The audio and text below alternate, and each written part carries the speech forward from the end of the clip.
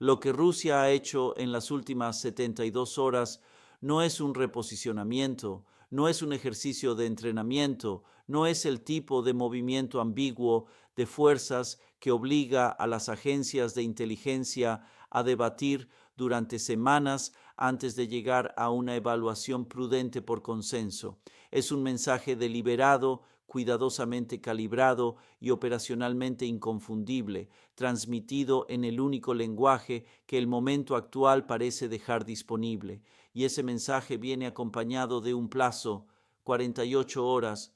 Washington lo recibió, Washington lo entendió, y en este momento Washington se encuentra en una sala de crisis enfrentando la realidad de que el abanico de respuestas disponibles para la estructura militar más poderosa de la historia de la humanidad acaba de reducirse a un conjunto de opciones en las que todas implican costos que ninguna administración estadounidense había tenido que asumir simultáneamente.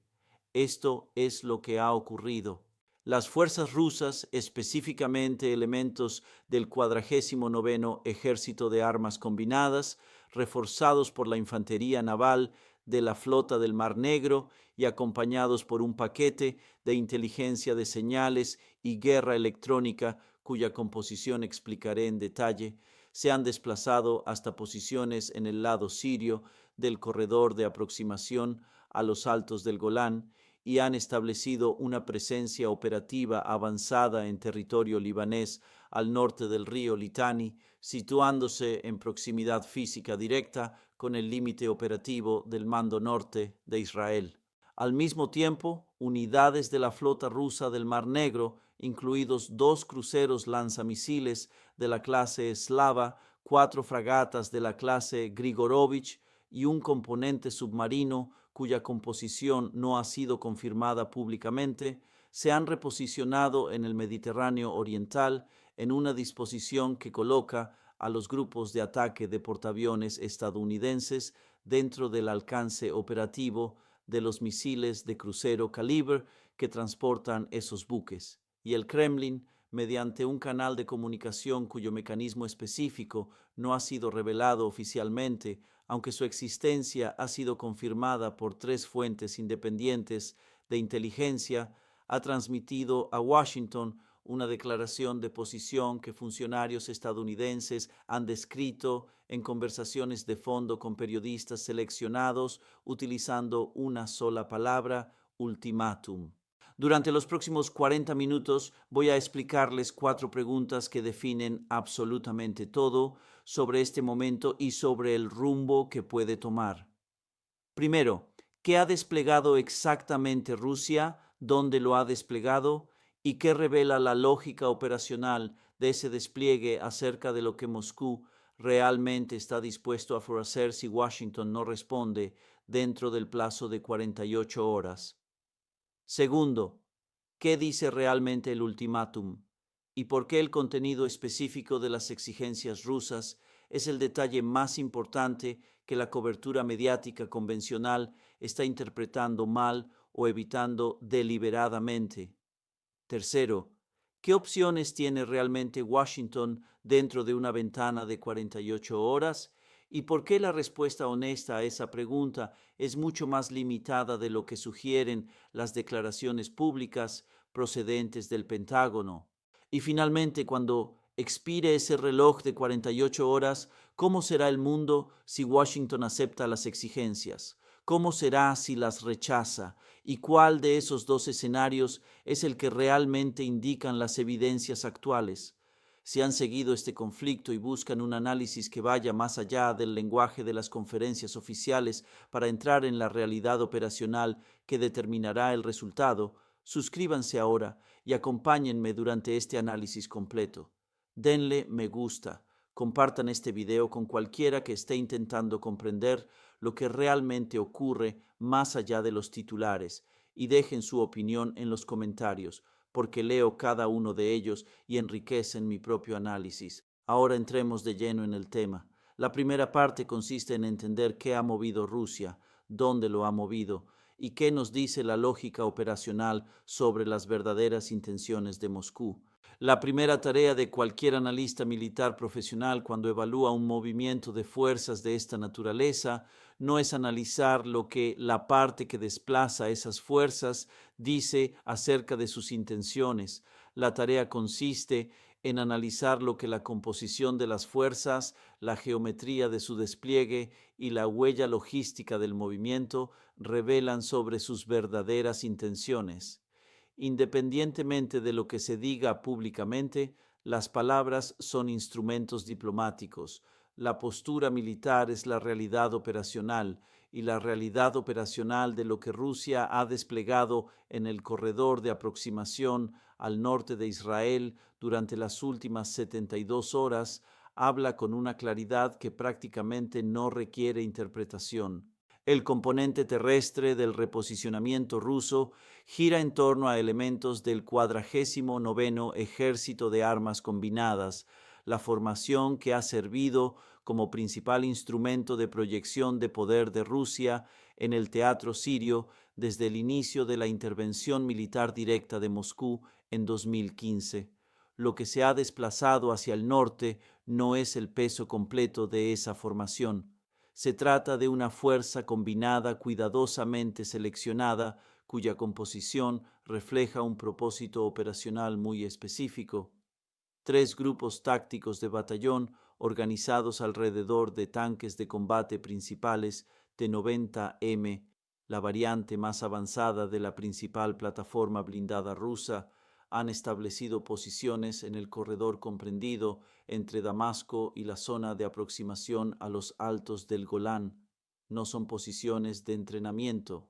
Los T-90M están desplegados en posiciones defensivas tipo hold down, con protección superior instalada, munición previamente almacenada y elementos de mantenimiento ubicados junto a las unidades de combate en una configuración compatible con una ocupación sostenida y no con un ejercicio temporal.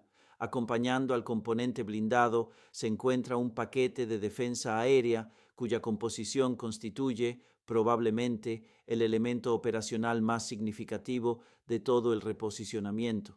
2 baterías S-400 Triumph han sido desplegadas en posiciones que proporcionan una cobertura de radar superpuesta sobre toda el área de operaciones aéreas del norte de Israel.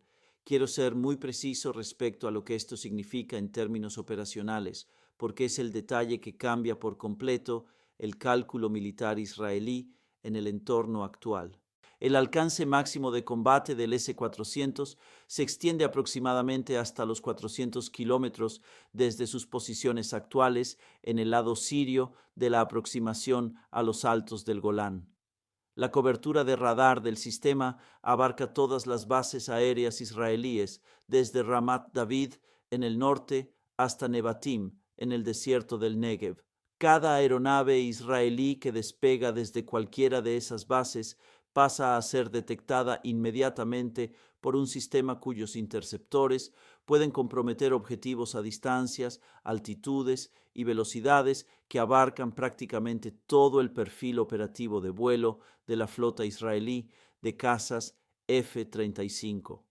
Israel ha llevado a cabo operaciones aéreas sobre Líbano y Siria durante años bajo condiciones en las que ningún adversario disponía de un sistema capaz de amenazar de forma creíble a sus aeronaves en las altitudes y distancias donde normalmente operaban. Esa condición ya no existe.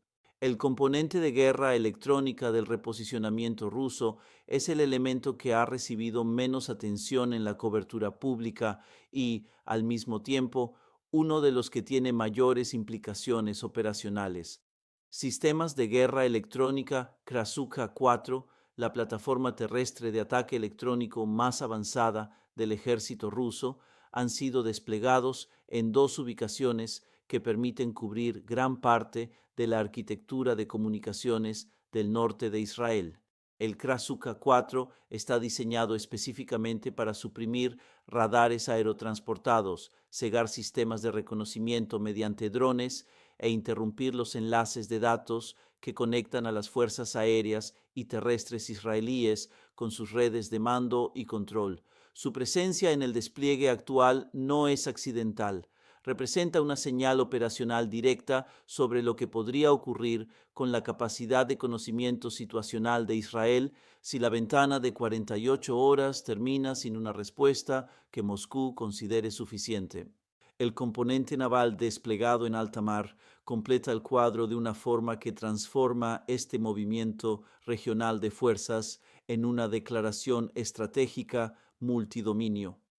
Los cruceros de la clase Slava transportan entre 16 y 20 misiles de crucero calibre en sus sistemas de lanzamiento vertical. Las fragatas de la clase Grigorovich llevan 8 misiles calibre cada una. Tan solo el inventario confirmado de los buques de superficie supera las 100 armas de ataque de precisión listas para el combate, situadas dentro del alcance de prácticamente todos los objetivos militares e infraestructuras estratégicas de Israel, así como de todas las instalaciones militares estadounidenses en el Mediterráneo Oriental. El componente submarino, cuya composición continúa sin confirmarse públicamente, añade una dimensión submarina que obliga a los medios antisubmarinos estadounidenses a operar en un entorno de amenaza que consume recursos defensivos y limita la libertad de acción del grupo de ataque del portaaviones de formas con consecuencias operacionales directas, lo que esta postura combinada comunica a cualquier analista militar profesional es completamente inequívoco. Rusia ha desplegado una fuerza capaz de negar simultáneamente la libertad de operación aérea de Israel sobre su propio territorio septentrional, interrumpir las comunicaciones israelíes de mando y control y lanzar ataques de precisión contra prácticamente cualquier objetivo de la región desde una fuerza naval que opera más allá del alcance de las opciones convencionales de represalia israelíes. No se trata de una postura defensiva, es una postura coercitiva. Y las posturas militares coercitivas, acompañadas de un plazo de 48 horas, tienen un nombre muy concreto en el vocabulario de la seguridad internacional. Se llaman ultimátums. La segunda parte consiste en entender qué dice realmente ese ultimátum y por qué su contenido específico importa mucho más que cualquier otra cuestión de la que se está hablando. La comunicación enviada por el Kremlin a Washington ha sido descrita públicamente por funcionarios estadounidenses con una ambigüedad deliberada que sirve a determinados objetivos políticos internos, pero que al mismo tiempo oculta la verdadera importancia operacional de lo que fue transmitido. Permítanme ser lo más directo posible, dentro de los límites de la información disponible, sobre lo que contiene la declaración de posición de Rusia, porque la diferencia entre la caracterización pública y el contenido operacional es precisamente donde se encuentra la verdadera historia. Según la reconstrucción realizada a partir de múltiples fuentes, las exigencias rusas se centran en 3 condiciones específicas presentadas como un único paquete acompañado por un plazo de cumplimiento de 48 horas. La primera exigencia consiste en un cese completo de todas las operaciones estadounidenses de reabastecimiento militar a Israel a través de cualquier vía de entrega, aérea, marítima y terrestre, durante un periodo mínimo de 30 días. No se trata de una petición para reducir el ritmo de suministro.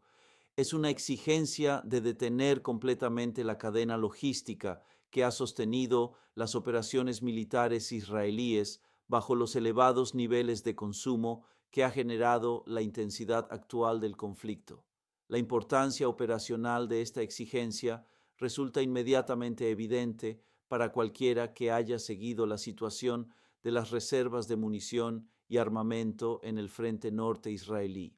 Un corte de 30 días en el suministro estadounidense bajo las actuales tasas de consumo no provoca un deterioro gradual de la capacidad de combate israelí, produce un colapso abrupto. Las reservas de municiones de precisión, los interceptores de defensa aérea y la munición de artillería de la que dependen diariamente las unidades desplegadas en primera línea comenzarían a agotarse en plazos medidos, en días bajo condiciones de combate activo, no en semanas. Rusia lo sabe. La exigencia fue diseñada con pleno conocimiento del efecto exacto que tendría una interrupción de 30 días del suministro militar estadounidense bajo los actuales niveles de consumo. La segunda exigencia consiste en que Estados Unidos presione a Israel para aceptar un marco de alto el fuego dentro de la ventana de 48 horas. Concretamente, un marco que incluya a Hezbollah como una de las partes con reconocimiento político, en lugar de tratarlo como una organización terrorista excluida de cualquier negociación formal. Esta exigencia tiene implicaciones que van mucho más allá de la situación táctica inmediata, porque aceptar el reconocimiento político de Hezbollah dentro de un acuerdo de alto el fuego no es una concesión meramente procedimental. Es un reconocimiento estratégico que modifica toda la arquitectura política posterior al conflicto en el Líbano y el entorno de seguridad del norte de Israel, de una manera que ningún gobierno israelí ha estado dispuesto a aceptar y que Washington ha respaldado sistemáticamente al apoyar la negativa israelí. La tercera exigencia consiste en retirar al grupo de ataque del portaaviones USS Gerald R. Ford de su posición actual en el Mediterráneo Oriental y desplazarlo al oeste del Estrecho de Sicilia, sacándolo del área operativa de una forma visible y verificable por los sistemas de vigilancia rusos dentro del plazo de 48 horas. Esta es la exigencia que ha provocado la reacción más intensa dentro del Pentágono, porque no está planteada como una simple petición de desescalada. Está formulada como una demostración obligatoria de que Estados Unidos reconoce que la presencia militar rusa en el Mediterráneo Oriental ha establecido una zona de influencia que la aviación embarcada estadounidense deberá respetar. Aceptar esa exigencia no significa únicamente mover un buque, significa establecer un precedente cuyas consecuencias para la libertad de operación naval estadounidense en aguas disputadas afectarían a todos los escenarios donde actualmente esa libertad se considera garantizada. La tercera parte consiste en analizar qué puede hacer realmente Washington en 48 horas y por qué la respuesta honesta es mucho más limitada de lo que sugiere la postura pública. He observado cómo distintas administraciones estadounidenses respondían a ultimátums militares en numerosas ocasiones. Conozco la cultura institucional que produce las declaraciones públicas de firmeza absoluta y también las conversaciones privadas sobre lo que realmente puede lograrse dentro de las limitaciones impuestas por el entorno operacional. Y quiero explicar con honestidad cuáles son esas limitaciones en la situación actual, porque la distancia entre la postura pública y la realidad operacional es hoy mayor que en cualquier otro momento que pueda recordar en 3 décadas observando este proceso. La respuesta instintiva de Estados Unidos ante un ultimátum ruso consiste en enviar señales de escalada, ordenar el despliegue de más grupos de ataque de portaaviones hacia la región, trasladar bombarderos a bases avanzadas, emitir declaraciones públicas reafirmando un compromiso inquebrantable con la seguridad de Israel y proclamar una política de tolerancia cero frente a la coerción militar rusa. Ese manual de respuesta existe y algunos de sus elementos ya pueden observarse en los movimientos militares públicos realizados durante las últimas 24 horas. Sin embargo, esa estrategia de señalización de escalada enfrenta un problema fundamental en el entorno operacional actual, uno que la cultura institucional del estamento militar estadounidense encuentra realmente difícil de asumir. La señal de escalada solo funciona como elemento disuasorio si la parte que la recibe cree que dicha escalada es, al mismo tiempo, operacionalmente posible y políticamente sostenible. Y una evaluación honesta de ambas condiciones en este momento resulta considerablemente menos favorable de lo que cualquier declaración pública estadounidense está dispuesta a reconocer. En cuanto a la viabilidad operacional, el despliegue de grupos adicionales de portaaviones en el Mediterráneo Oriental no mejora la posición militar estadounidense en un entorno donde el grupo de ataque ya presente opera bajo la amenaza constante de los misiles calibre rusos situados dentro de su alcance efectivo. Añadir más buques a una zona donde ya existe la amenaza que limita su libertad de acción no elimina esa limitación, simplemente aumenta el número de activos expuestos a ella. Las baterías S-400 que ahora cubren el espacio aéreo del norte de Israel representan un problema operacional aún más grave para cualquier opción estadounidense que implique el empleo de poder aéreo. Los aviones de ataque estadounidenses que operen en apoyo de acciones israelíes sobre Líbano o Siria lo harían ahora en un entorno donde un sistema de defensa aérea operado directamente por Rusia, con capacidad para enfrentarse a ellos, está físicamente presente y plenamente operativo. Las reglas de enfrentamiento en un escenario así no son un simple cálculo militar. Son una cuestión que plantea si Estados Unidos está dispuesto a enfrentarse directamente con activos militares rusos. Y esa es una pregunta cuya respuesta ha sido esencialmente la misma en todas las administraciones estadounidenses desde 1945. En el plano de la sostenibilidad política, el entorno interno estadounidense que cualquier administración debe gestionar para construir una respuesta al ultimátum ruso ya no es el mismo que existía durante crisis anteriores en Oriente Medio. La autorización del Congreso para sostener un compromiso militar prolongado es realmente incierta. La disposición de la opinión pública a aceptar una confrontación cuyo camino de escalada podría desembocar en un conflicto directo con otra potencia nuclear es limitada de una manera que los planificadores estratégicos rusos parecen haber evaluado con notable precisión. Además, las consecuencias económicas derivadas de una interrupción del estrecho de Hormuz provocada por una escalada que amplíe el conflicto en lugar de contenerlo, representan un costo político que los asesores internos de cualquier administración están calculando en tiempo real con resultados que difícilmente pueden calificarse como alentadores. La ventana de 48 horas no ofrece tiempo suficiente para resolver ninguna de estas limitaciones. Fue diseñada específicamente para ser más corta que el tiempo que necesita el sistema político estadounidense para construir el consenso requerido para respaldar la respuesta de escalada que sugiere la postura pública. Moscú eligió precisamente ese plazo porque comprende perfectamente cuánto tarda el proceso de toma de decisiones estadounidense y qué resultados suele producir cuando la decisión que debe adoptarse es realmente difícil.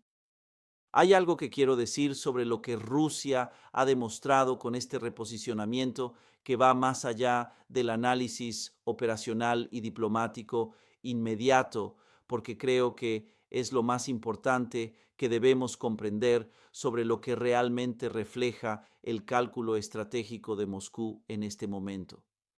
Rusia no desplazó estas fuerzas al corredor de aproximación del norte de Israel porque concluyera de manera abstracta que había llegado el momento de poner a prueba la determinación de Estados Unidos. Las desplazó porque el historial operacional acumulado de este conflicto llevó a Moscú a la conclusión de que el costo de este despliegue, la exposición diplomática, el riesgo de errores de cálculo y el compromiso de recursos que implica mantener una fuerza avanzada en un entorno de amenazas complejo, era ahora inferior al costo de permitir que el conflicto continuara por su trayectoria actual sin una intervención rusa decisiva en el equilibrio operacional. Esa evaluación constituye por sí sola un dato estratégico de primer nivel. Nos dice que la percepción de Moscú sobre la disposición y la capacidad de Estados Unidos para sostener su apoyo a la capacidad militar israelí bajo la intensidad actual del conflicto ha alcanzado un punto en el que una intervención coercitiva directa pasó a considerarse una opción racional en lugar de un riesgo de escalada. Una gran potencia no presenta un ultimátum militar al principal poder militar del mundo a menos que sus estrategas hayan concluido que la probabilidad de éxito del ultimátum es mayor que la probabilidad de la confrontación que podría desencadenar. Rusia hizo ese cálculo y la postura militar que ha desplegado para respaldar ese ultimátum constituye la expresión operacional de una confianza en ese cálculo que debería preocupar mucho más a Washington de lo que reflejan actualmente las declaraciones públicas del Pentágono. El reloj de las 48 horas sigue avanzando.